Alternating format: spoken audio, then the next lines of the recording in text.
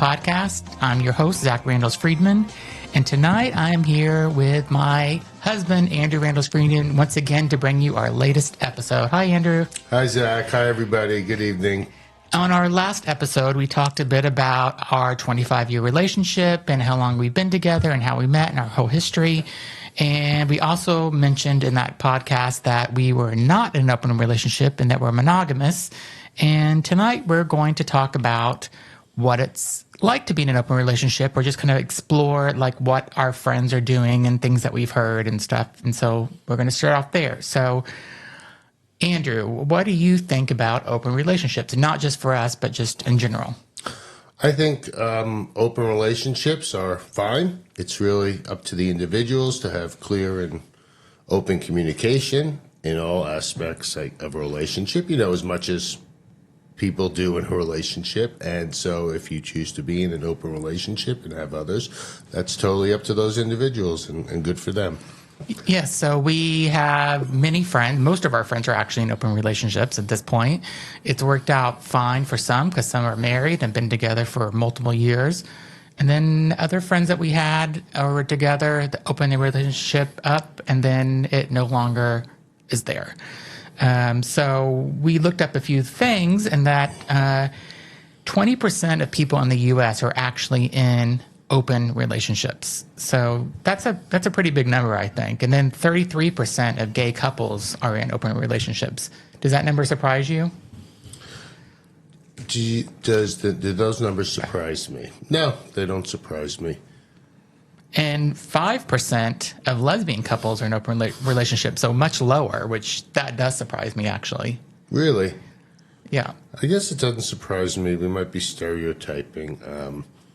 Generally speaking, they say that women kind of equate sex with an emotional connection, right? More so than men. Not that men don't equate sex with an emotional connection, and so therefore, I guess those numbers kind of make sense. If you look at it from that perspective.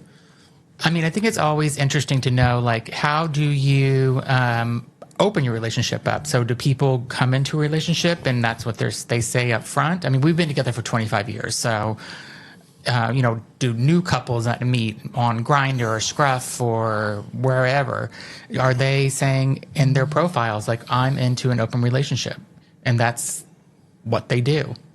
Or how do you have that conversation? Yeah, I mean, most couples who are probably have conversations when you decide to be in a relationship with a person and you get to grow closer to each other, you start to set certain boundaries, I guess, or not boundaries, but just an understanding of what type of relationship are we going to have? Are we going to be together? And what does that mean? And I would imagine that with gay men, because it probably is more prevalent, open relationships or multiple sexual partners, that conversation probably happens towards the outset, perhaps, when people are first entering into relationships. It's kind of like, what are your past relationships? Most people often have conversations about past relationships as they're beginning to meet someone who's going to be a romantic partner. And I would guess that those things come up. I mean, with us, it came up. We talked about it. Yeah, we were together about 3 months, and we said, do we want to have an open relationship? And we both basically said no at the same time. Yeah, I mean, I think that goes back to just what we experienced growing up with our parents being together. Yeah.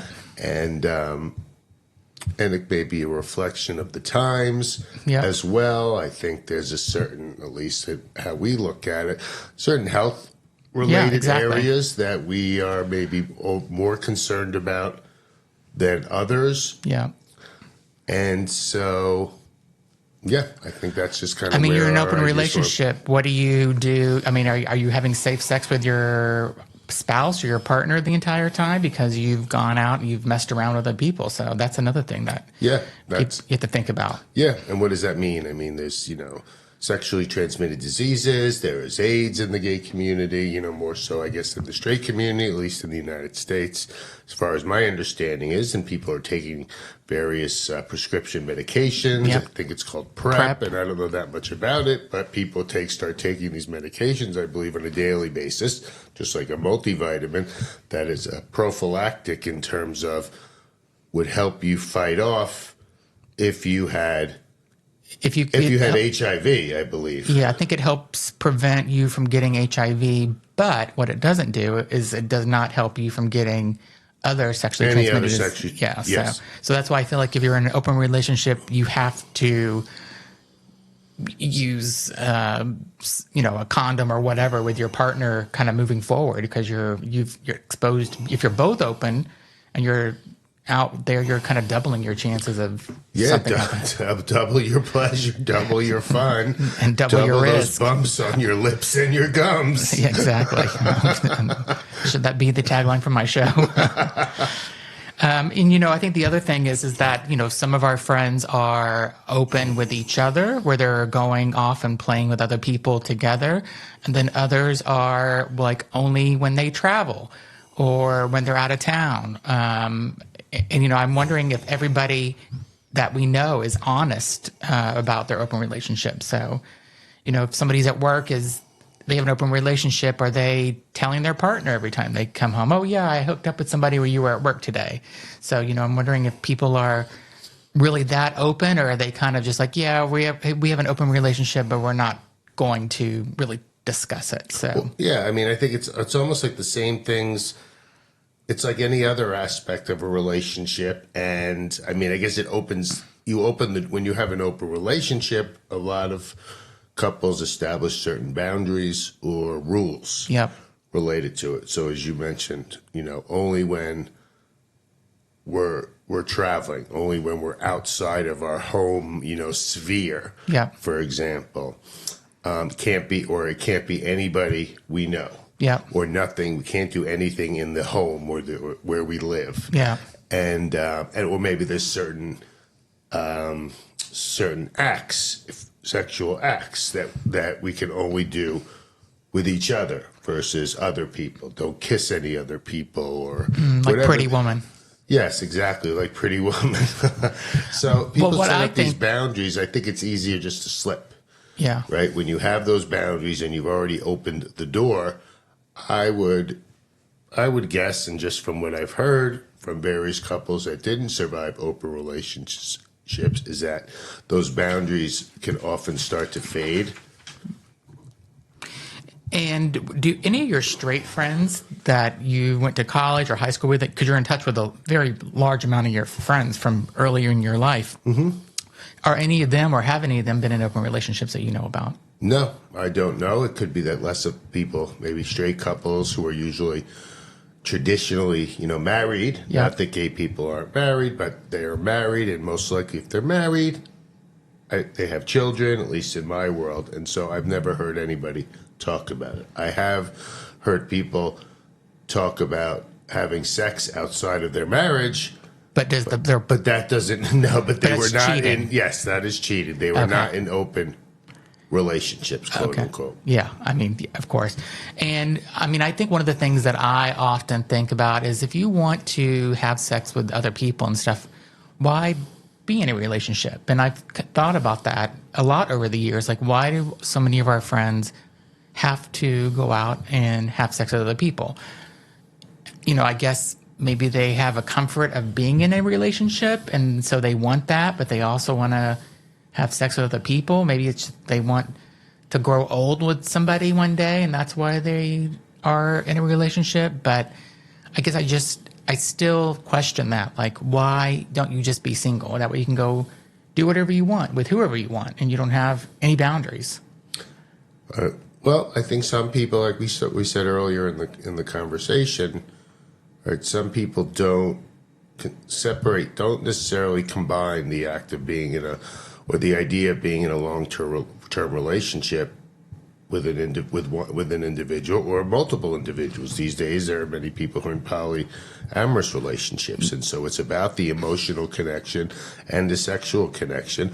But it doesn't mean that you save the sexual connection for just one other person. And I think that some people have that ability, or some couples can have that ability to separate those things. And they don't necessarily see sex as something that they should only share with one other person.